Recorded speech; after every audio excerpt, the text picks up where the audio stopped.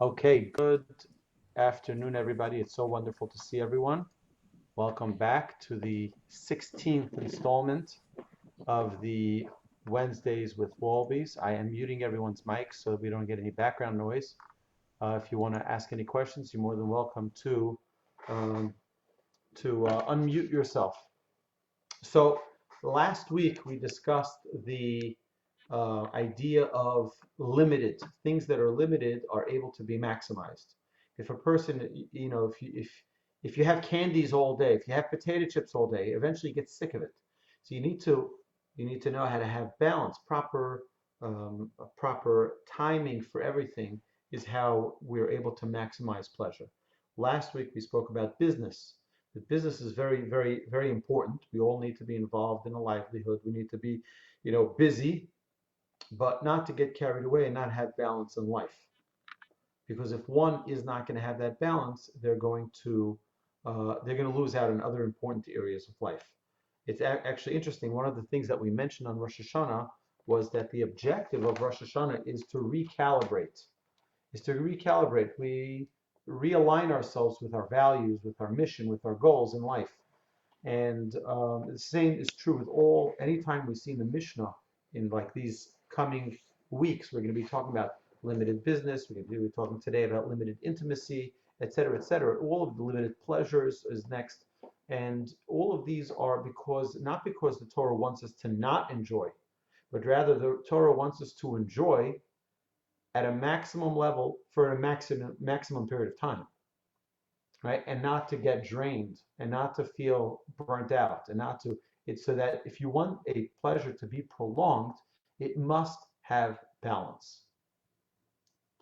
One of the best examples is today. You have children who are gifted with, those devices called phones that are very, very powerful.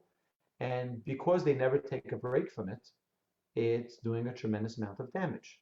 It's doing a lot of damage, psychological damage, it's doing emotional damage, it's doing developmental damage to our youngsters, and that's because they don't have a proper balance in their usage of it. I think the greatest gift for that is Shabbos. Shabbos is all about balance.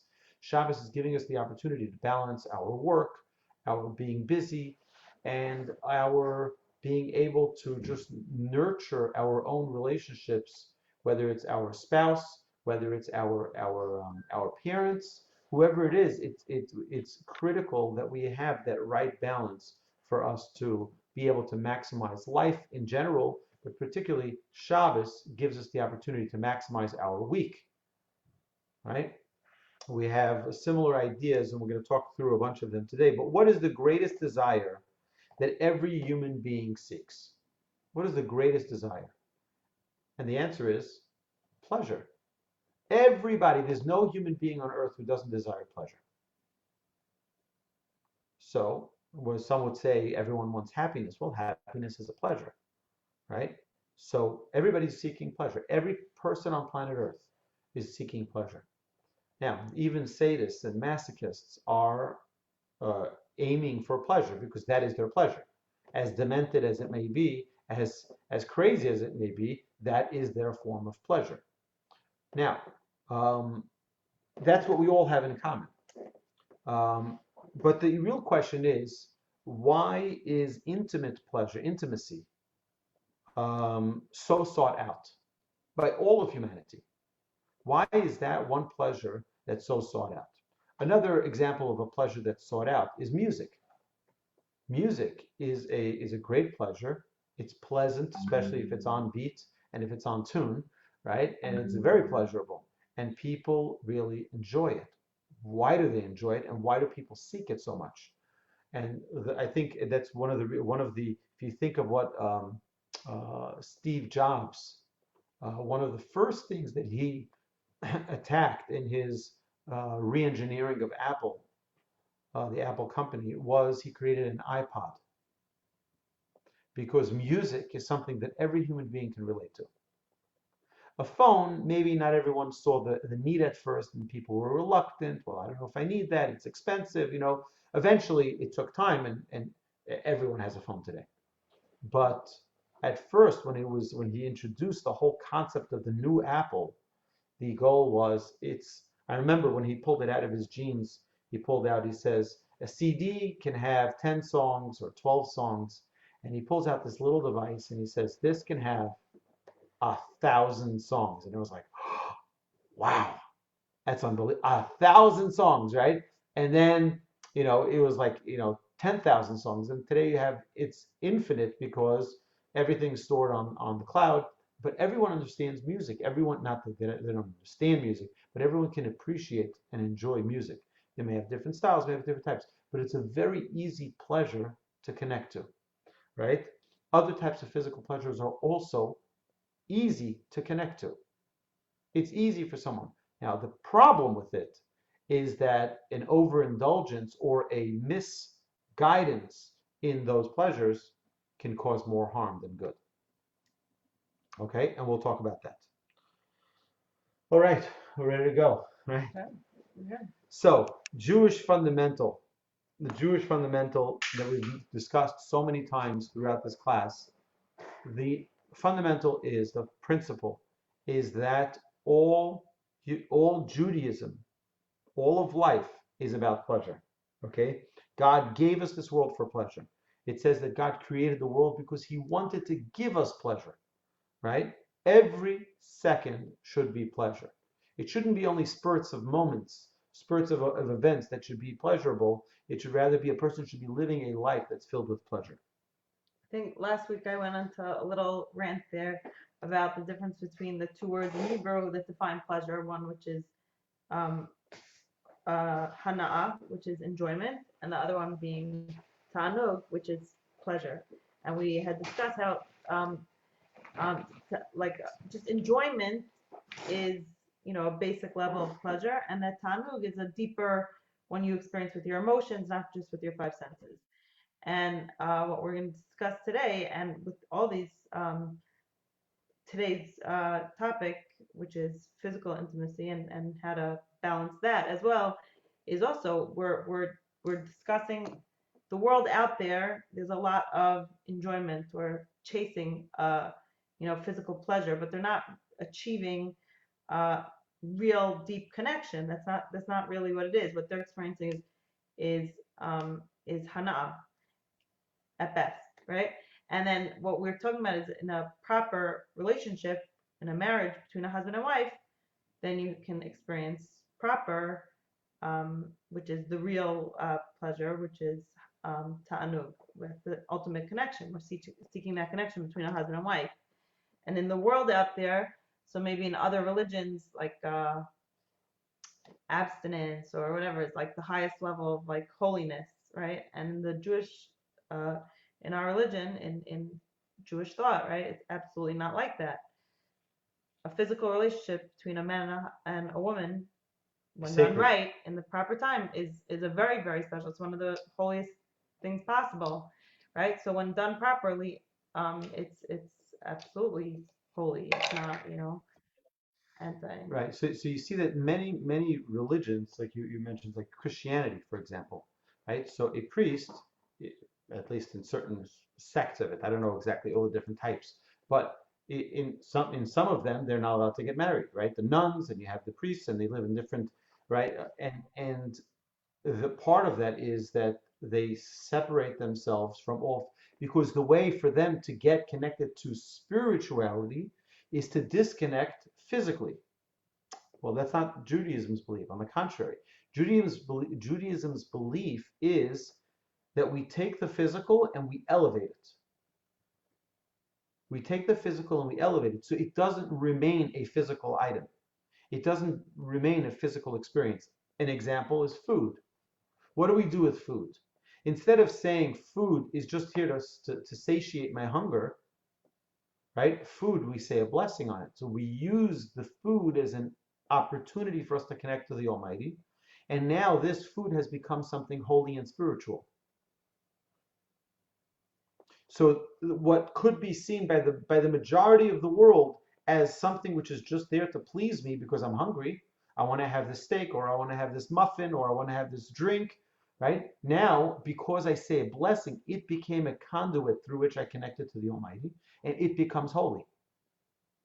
It's no longer a physical object anymore. Now it became a spiritual object, even though it's physically being eaten. All right? So what we're doing is we're taking the physical and elevating it. In all pleasures, it should be like that. Right? It's interesting. You mentioned that in Judaism, we don't believe in this concept of abstinence at all. In fact, the Kohen Gadol, the high priest, was not allowed to be unmarried for even one moment. Therefore, he was married to 2 women. So if one died, he had another woman who he was married to. If in the middle of the why? Because that puts a person at ease that they know they have a wife, their temptations are controlled, they're able to have a normalcy, they're able to have a stability in their life. And he won't be the high priest who is at such an important state of the service on Yom Kippur, et cetera, all of the services that they would do in the temple. They needed to have the clarity of mind, and that clarity of mind would not be there if they weren't married, even for a moment.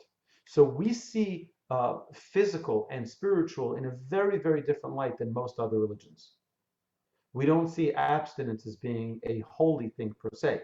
Now, for those of you who have been to our Musar Mondays class, you may have heard, because we spent, I think, 6 or 7 weeks talking about abstinence. That's not talking about the same idea of abstinence. That's talking about the idea of not becoming overindulgent in our materialistic pursuits. That's very different. That means if someone is able to build a $10 million home, right, and instead of doing that, they just keep their life simple and live in a home that's suitable for them and that's good enough for their family, that would be a form of abstinence, because essentially they can build an extravagant home, but they're staying away from it. They're staying away from digging themselves into a deeper layer of materialism. That's a totally different idea. But every pleasure that God gave mankind, right, needs to be maximized with balance. Marriage too. We see that in marriage there needs to be a balance, right? Which is why, there are times in a Jewish marriage where the Torah tells us that a husband and wife cannot be together, right? Physically.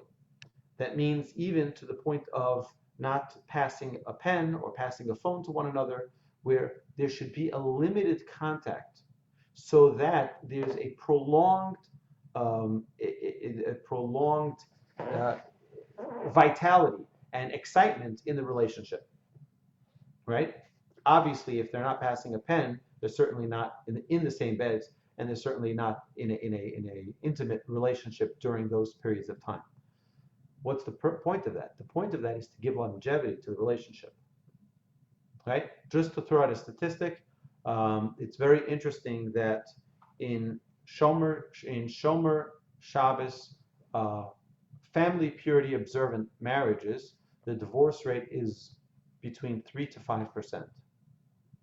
Which is high for. Which is high. Higher. It's higher than it ever was. They were living in a culture that's being completely manipulated by media and Hollywood and so on and so forth. So people get crazy ideas in their mind. But the truth is that in the secular world out there, right, in Hollywood, for example, the divorce rate is about 110%, because people are divorced multiple times, right? So there are counties in California that have over 100% divorce rate, because so many people everyone's been divorced at least once, but they've been divorced multiple times, right? Why is that? Because there isn't a balance. It's funny, I was once on a plane ride from Phoenix to St. Louis, and sitting next to me on the plane was this Christian couple, a husband and his wife, and we got into a conversation. They asked, what are you doing? I said I was interviewing for a rabbinic position, and they said, oh really, what were you doing here? I said I had to give a lecture or two, and I was talking to giving over classes. So they said, what were you talking about? Do you mind sharing with us? So I told them I was actually talking about family purity, right? That's what they asked me to speak about. So that's what I spoke about. He says, what's that? And I gave him the whole spiel about it, and I explained to him. And then he nods his wife and he says, "Did you hear what the rabbi said?" The rabbi said, and he explained to them the idea that there are certain times of the month that a husband and wife separate and they don't touch each other physically. And he says to his wife, she's like, "Wow, that's incredible." So she says to him, "Maybe we should do that." So I said, "You're not Jewish." I can tell you're not Jewish. I said, because those kids on college campus that I spoke to, yeah, they were ready to stone me to death, right? By bringing up this idea, right? And you're like, "Oh, it's a nice idea. We should do this." He was like, that it's one of the reasons for that is because when you're not obligated to do something, you have no motivation not to do it, right? When you're obligated by the Torah to do it, that's why the Torah tells us It's like telling an explain the concept of kosher, and they're like, "Oh, I wish go kosher. It sounds great." And then he explains it. I don't know. You have that. Exactly. Well, that's what the Talmud says. Gadol hamitzuva v'yoseh mishe'enu mitzuva v'yoseh. One who's commanded to do a mitzvah gets more reward than one who is not commanded and fulfills a mitzvah. Because someone who's not commanded has no reason not to. It's like my kids, if I ask them to bring in the groceries from the car, they're like, "Oh, really? Do I have to?" And my neighbor's kid is like, "Oh, sure, I'll bring it in," right? Because that's the way it works, right? That's the way it works. When you're commanded to do something, you don't want to do it. But the idea like this is that back to marriage and intimacy, that it's very easily a tool that grounds a relationship, but if not put in proper balance, can hurt a relationship. It can hurt a relationship because the attraction can disappear, the excitement can disappear, because there's no balance. There's no balance, right? Yeah. There's so much to say on this. There's a lot to say on this topic.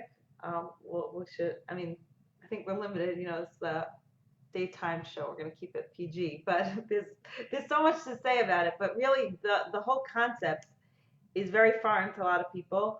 But when you understand it, and I think a lot of times it's the women who are, yes, that makes a lot of sense. I like this. Let's do this. And you got to get the guys on board, because sometimes they're the ones who are, no, right? But what's a marriage? What's a relationship? It's the ultimate bond, a husband and wife. And like we're saying, when done properly and between a husband and wife, it's the greatest thing. And when just a step back, just a marriage itself is so sacred and so holy and so amazing. When you stand under the chuppah, right, the husband and wife, everything's erased. You're like what is this? Go for it. Yeah. No, so when a husband and wife get married, right, they're standing under the chuppah, and they're not, Zehava and Aryeh. Their past is almost like not erased, but they become a new entity, right? So it's like their mini Yom Kippur, and they start anew. It is erased, actually, right, because all their sins are forgiven. I don't mean like your identities are erased. Yeah. Your past mistakes, transgressions are erased, and you start anew, right? So even whatever it is, but once you're connected, that's really like the ultimate partnership, right? You don't get married because it's I was talking to someone, they're like, "Well, we've been living together for like 15 years, and we finally just decided it just makes sense to, like, for tax purposes and whatever, to just get married." And I'm like, that is so romantic. Wow, right? Like, you're not getting married for a tax break. You're not getting married for a green card. You're not getting married so you have a roommate, someone you could share doing laundry and chores with, right? You're getting married to start a family, to create a bond and a lifetime partnership, ideally, right? Now, this bond, like I was saying, like all this divorce rate, sometimes it's necessary. Unfortunately, that is the reality, that sometimes it's not for the best for a couple to stay married to each other. Interestingly, I learned this a little while ago that in the Gemara in Talmud, right, the tractate of Gittin, which discusses divorces, actually comes before the tractate of Kiddushin, which is talking about marriages, because it's showing us that you have to know Aryeh always says there's no exit door. There shouldn't be, and ideally there really shouldn't be. But because you created this bond, this ultimate relationship, and you're a new person, you're really together. And it sounds like all cheesy. It's really the two of you become one in an ideal. You started as one. God created Adam as a male female Partnership. being, right? Separated them, and we come back together to create that probably the ultimate bond, the ultimate unity. So if God forbid divorce is needed, right? So it's the last case in it. You know what I'm saying? It's like because you're kind of one, it's almost like an amputation. It's done if absolutely medically necessary, absolutely needed in a marriage, but you try to work on it. We try to find ways to protect and sanctify and make it beautiful and loving. You don't want to grow into like these couples. We spent many hours last night with a very lovely couple. They're celebrating their 60th wedding anniversary now. And it's so nice, and 60, it's good to 60, see. not 16. 60. Yeah. Yes. 60. It's right? really incredible. And it's great. And you see so many people who do make it, but they're bitter or they're unhappy or they're just roommates. And you don't want that either. You want to have a loving marriage that lasts. And this system was put into place to help us create that balance, create that. It's kind of like a game, and it makes it more exciting, more interesting, more fun. And especially for women, I'm saying like women really connect with it more once they understand really what the whole idea is of this on-off system, right? And interestingly, right, women were given 3 special mitzvahs. Women were given Shabbos candles, which like easy enough. That's beautiful. My mother, my grandmother, everyone did it. So yeah, I like Shabbos candles. That's really nice. Challah, I like bread. Good bread. Yeah, why not? Like I'll make challah. And then the third one is that's the woman's special mitzvah is this marital what? Family purity, right? So it's and a lot that the third one. Like the first 2 sound good. Second one, I don't know, not so much. But if we really understood what it was and how beneficial it is to a marriage, then I think a lot more people would embrace this really beautiful mitzvah. And so we'll try to sort of explain. Right, so I think that part of what's hurting our culture today really badly is this lack of balance, lack of structure, and that everything I want, I get. Whatever I want, I get. And we're almost educating our children that if they kvetch loud enough, they'll get it. And we're not raising our children with principles, perhaps. It's a very interesting blessing that we say under the chuppah. Under the chuppah. The blessing is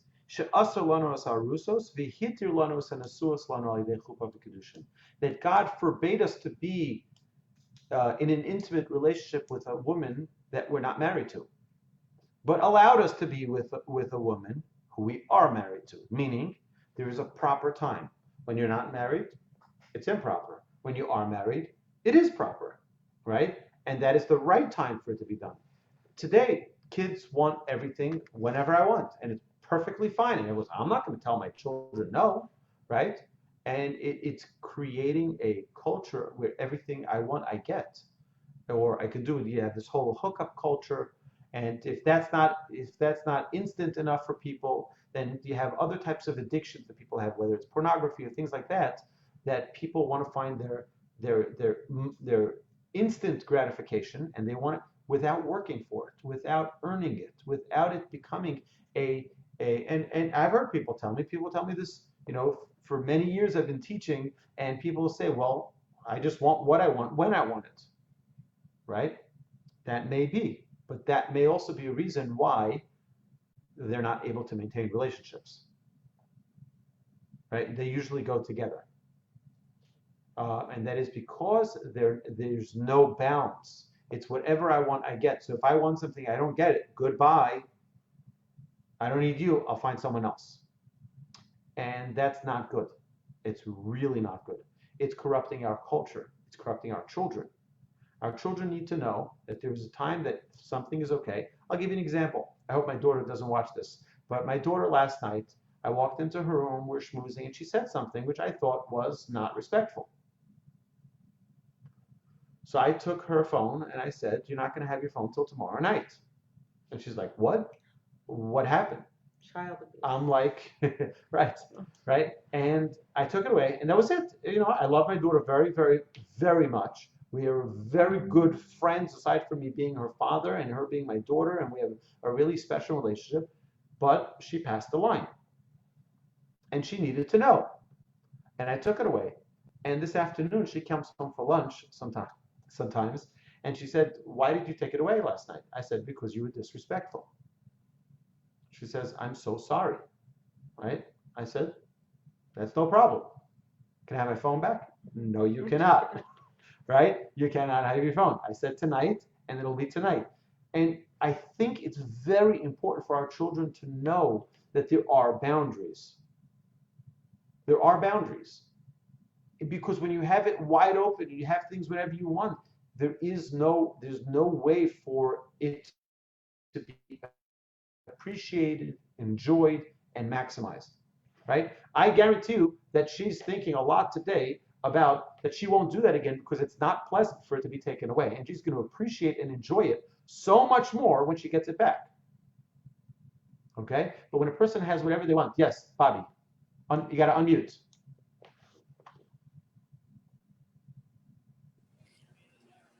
I was just thinking along those lines, Rabbi. I think this is also the purpose of the extended family. So many of us are transplants to different cities, and the Bobbies and Zadies are not present. I mean, they're present because we have Zoom and things like that. But I think it's very good for kids to know that they have a lot of people looking over their shoulder after them. I think it's very important. I think every one of my grandchildren will tell you that they know they have somebody else looking over their shoulder, whether they're in Charleston, whether they're in Colorado, it doesn't matter. I make myself very present, and not a nudge. I don't mean that, but I do think that kids don't have boundaries, and grandparents can give so much to these kids with love and discipline in a different way.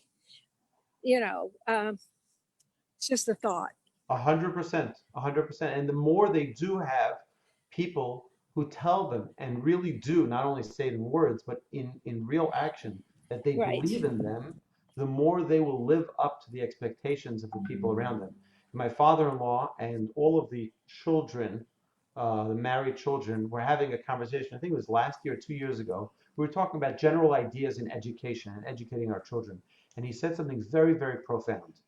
He said that whatever your children hear you say is exactly what they will do.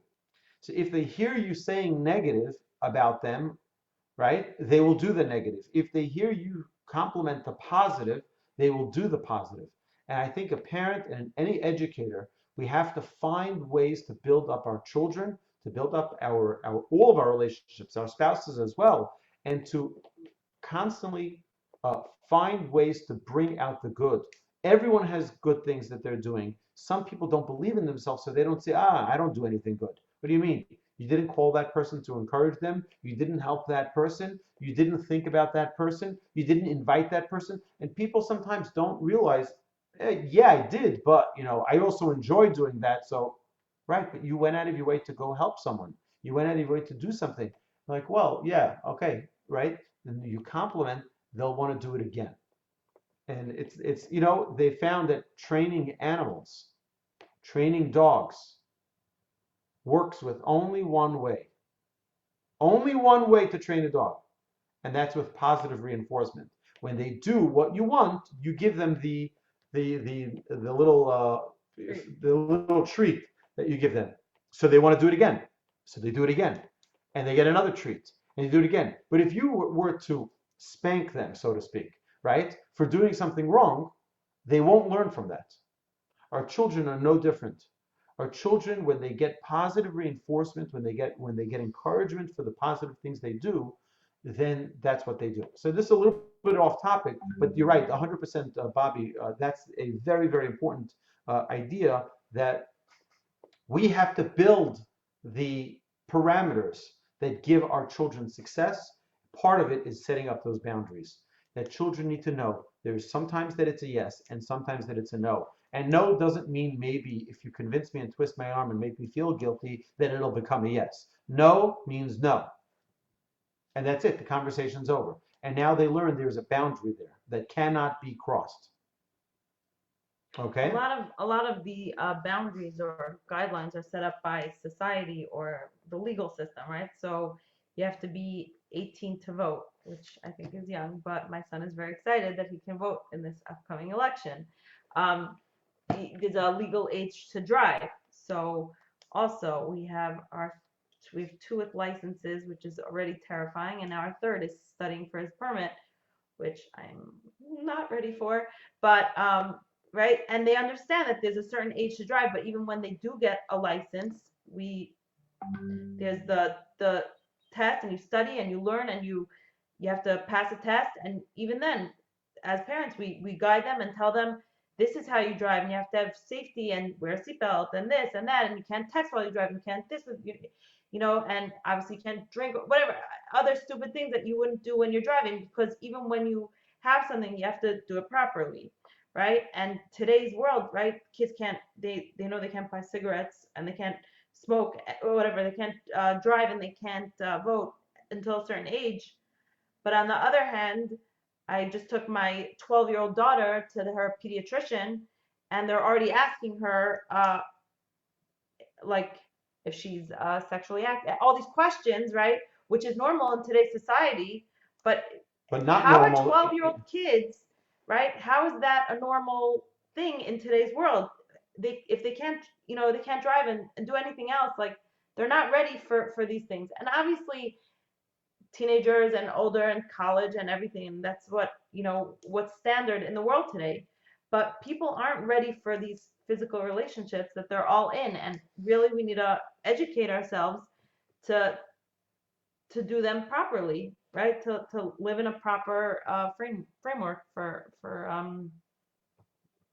again, for doing it right, for enjoying it right, for having the proper balance and whatever. I don't know. So like everything in life needs balance, and the power of having a way to express a love, but not to be too engrossed in the physical pleasures.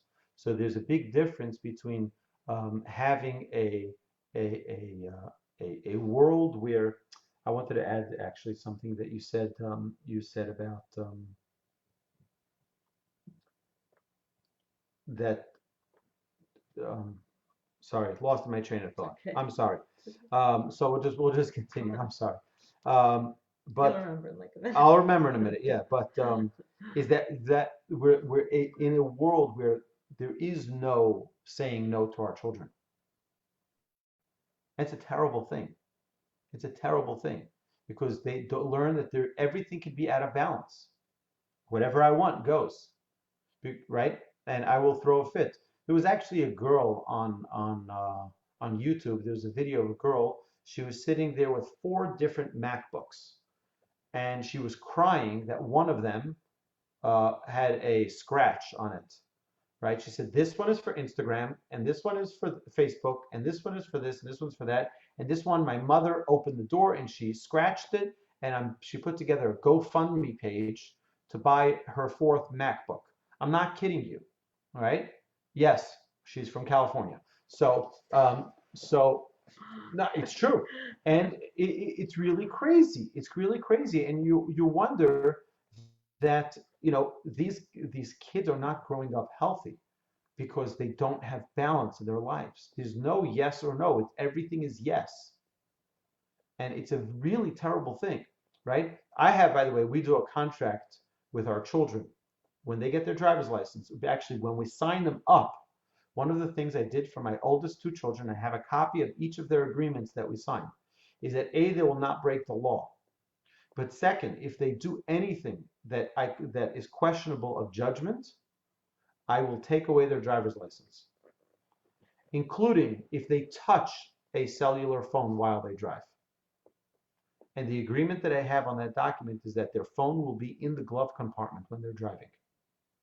Ways. They use Right? it for ways. They're a lot easier. So, right, and I'm not kidding about it. I'm not kidding about it.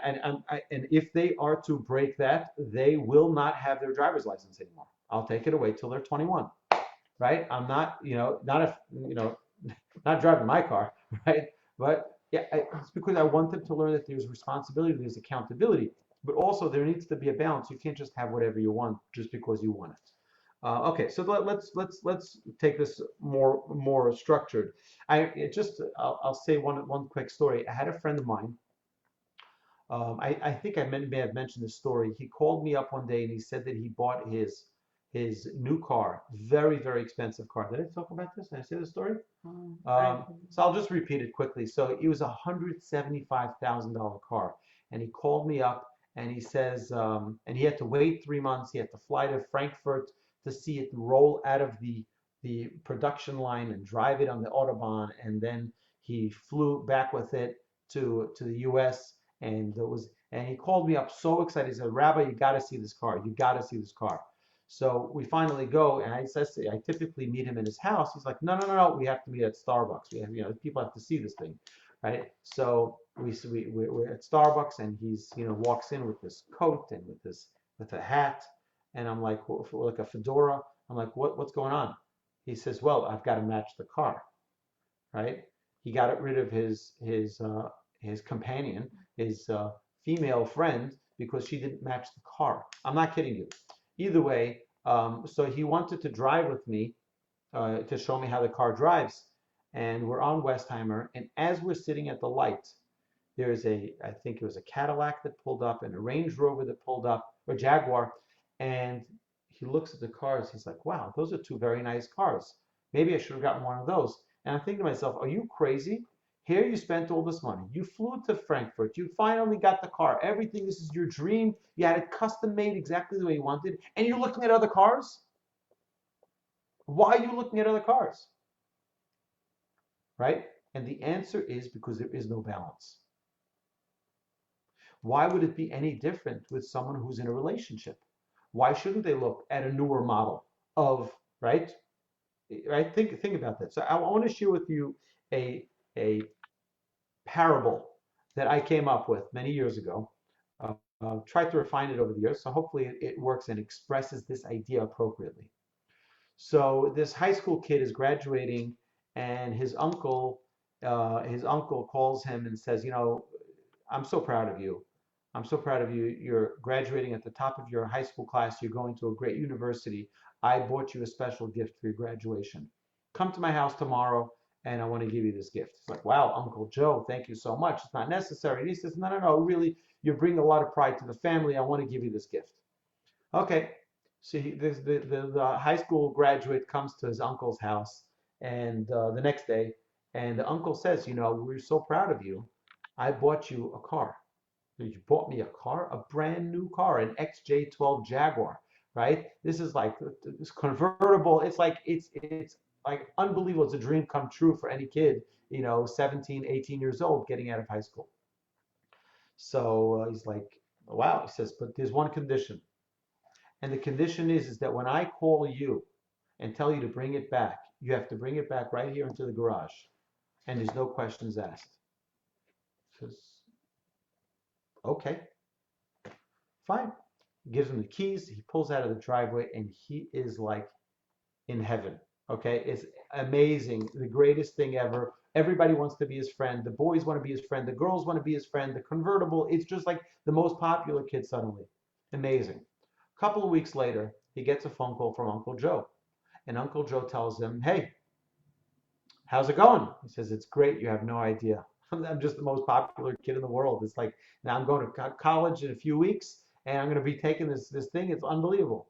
He says, well, you remember what I told you, that if I call you, you have to bring it back, right? He says, well, I want you to come back to the house now and bring it back. She's like, whoa, wasn't ready for that, right? Right? And he comes back to his uncle's house, no questions asked. That was the agreement. Opens up the garage door, pulls it in. The uncle says, can I have the keys? He gets the keys, and he says, come back to me in 2 weeks at 3 o'clock p.m. Okay, and then you can have the car back. Now, what do you think this young high school graduate is doing this whole 2 weeks when he doesn't have his car? Is he going to the dealership and looking at other cars? I don't think so. All he's thinking about is about that car that he has in his uncle's driveway, in his uncle's garage, and he has only 6 more days and 3 hours and 42 minutes, right?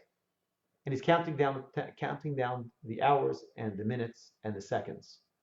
And 2 hours before that 3 o'clock deadline, right, he's already at his uncle's house. Hey, Uncle Joe, how are you? Just figured I'll say hello, if I'm already here. And it's just a few minutes before 3 o'clock. He's like waiting. He can't wait to see his car, right? And why?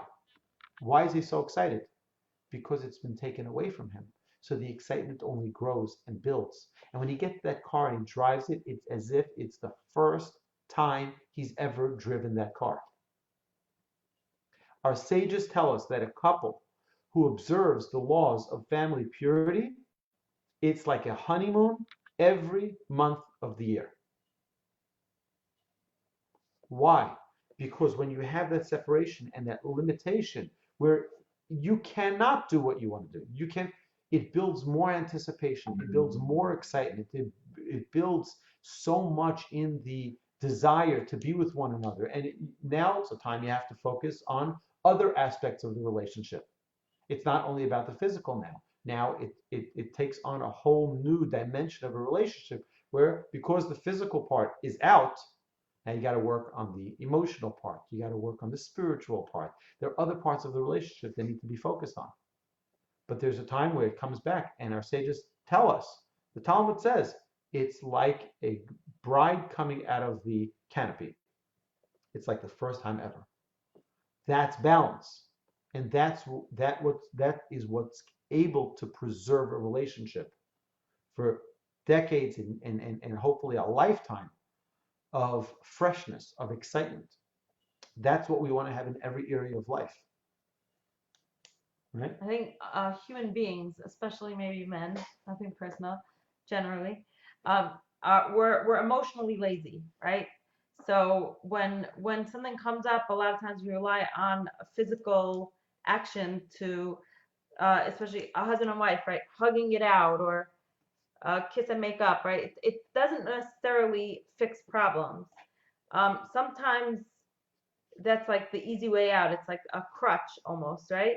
And the more difficult way would be to really talk it out, work out the issue. What's the root of the problem? Why did this happen in the first place? And working it out, working it through so that it doesn't keep coming up again, hopefully, right?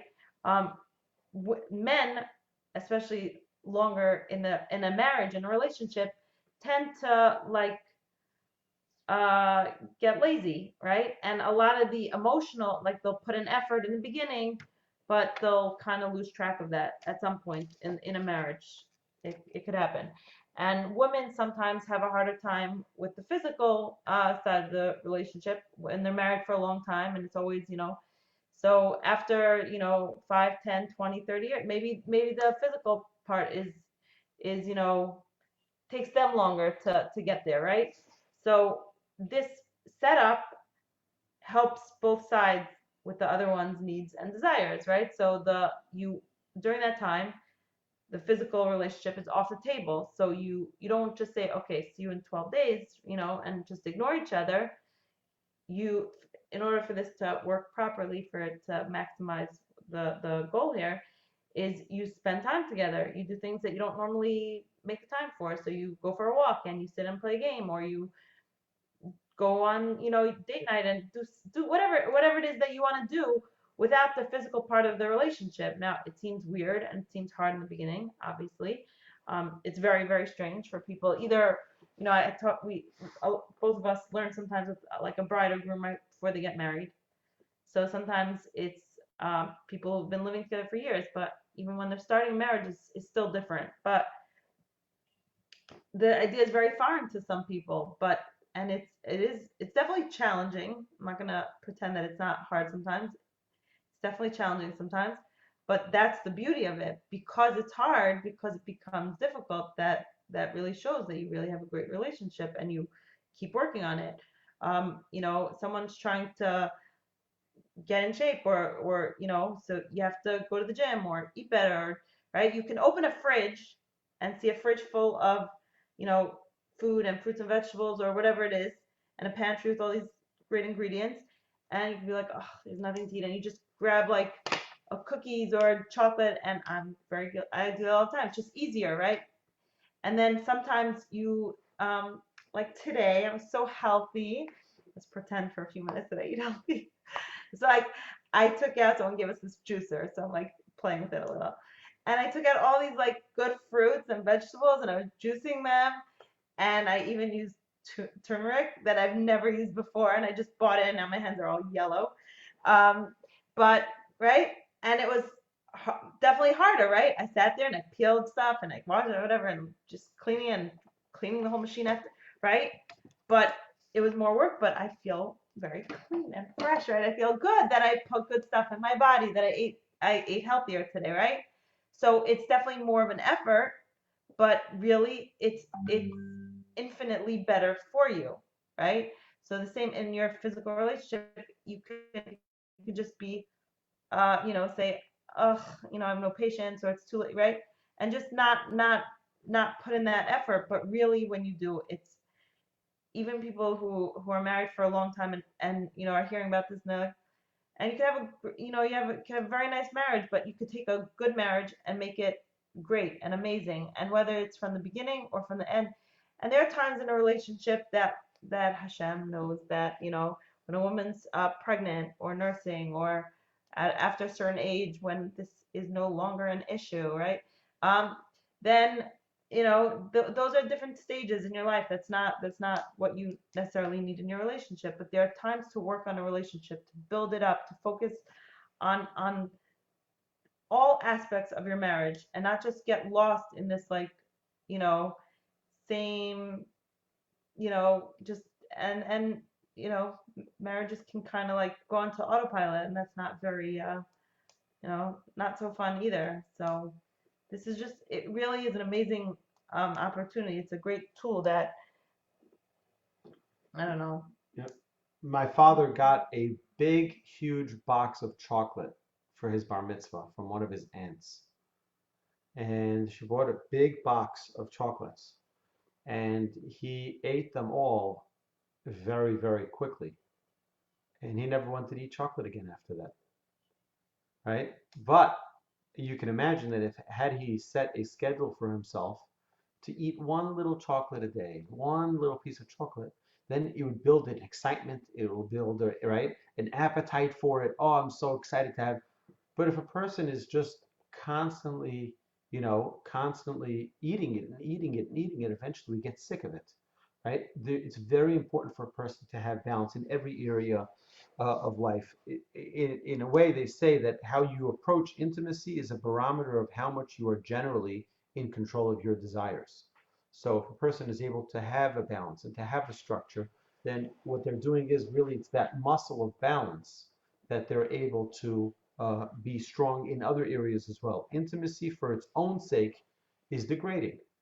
It's not just a physical act. It should be something which takes the physical and elevates it and makes it spiritual.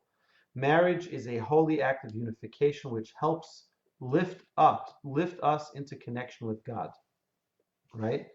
Intimacy is an eternal bond, and we have to choose our eternity carefully. Right? It shouldn't just be by happenstance, right?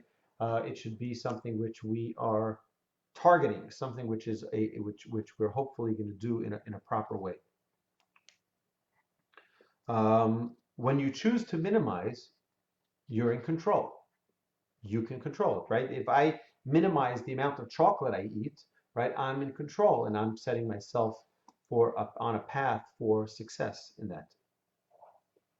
I think also, I was thinking, like someone, they say someone who, my grandfather of blessed memory, was blind, and he had a very, very, because he was blind, his other senses were stronger. So his smell, his hearing, his touch, right? He knew all of his grandchildren, and thank God he had many. He knew of all of us by voice. And my grandmother used to call and say, hello, who's this? Because she wouldn't know us by voice, right? Or necessarily, it would take a minute, It's one of the right? it's one of the miracles that Hashem compensates the other Right. the other senses. When one is out, the others compensate with an overabundance of sensitivity. Right. So I think in a marriage, when you take out one part of the, let's say, if you handicap yourself, or like take out your own physical part of a marriage, then your other senses are kind of awakened, and that's when you can focus on a lot of other parts of the marriage. And it really is a beautiful thing that you can focus on much more and develop much more because those senses are more aware and focused at that time. Right. So it's interesting that the words that the Mishnah uses here for this way number 17 is b'miut derech eretz. Now derech eretz also means wisdom and knowledge in other areas, which includes to be knowledgeable in general education, mathematics, geometry, biology, sciences, and the like. So yeah, I know it's a very we just spoke about intimacy the whole hour, but you have to understand that the words of the Mishnah can be understood in multiple ways. So I just want you to know that when it says b'miut derech eretz, there's other ways to understand this whole way that we're talking about, way number 17, also in an alternative understanding to what we mentioned for the past almost an hour. It's important to know that there's other parts of this specific way. Intimacy is a means for understanding and loving another human being. It should be used to feed the soul, not just to feed the body. And I think that's a very, very important, idea, right? It should not be just as a means to fill the body. It should be used as a means to fill the soul. That's good. Mm-hmm. Yeah.